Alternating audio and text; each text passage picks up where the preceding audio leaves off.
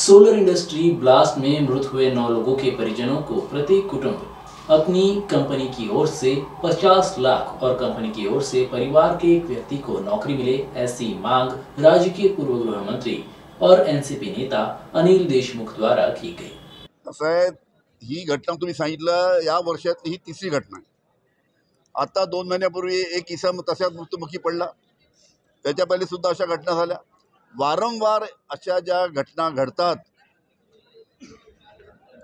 त्याच्यावर सोलर कंपनीने सुद्धा व्यवस्थित कशा पद्धतीने अशा पद्धतीच्या घटना घडू नये यासाठी काळजी घेतली पाहिजे।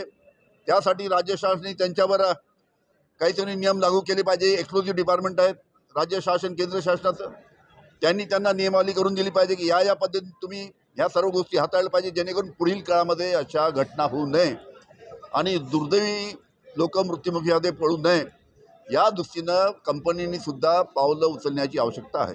आता एक्सपर्ट्स त्या एक्सक्लुझिव्ह डिपार्टमेंटचे आलेले आहेत, ते संपूर्ण पाहणी करतील आणि आपला रिपोर्ट देतील।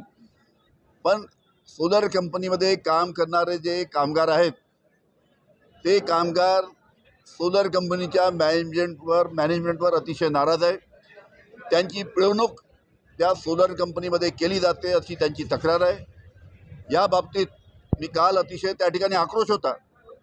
त्या सर्व कामगारांना सांगितलं हे संपूर्ण प्रकरण थोडं 4-5 दिवस गेल्यानंतर मॅनेजमेंट आणि कामगार आणि जे जिल्हाधिकारी आहे बाकी अधिकारी आहेत त्यांच्याबरोबर आपली एक बैठक करून जे आपले प्रश्न आहेत ते प्रश्न मॅनेजमेंट समोर मांडण्यासाठी एक बैठक त्या निमित्तानं आयोजित करण्यात येईल अशा पद्धतीचे सुद्धा मी काल आश्वासन कामगारांना दिलेलं आहे। त्या पद्धतीची बैठक लवकरात लवकर आयोजित करण्यात येईल।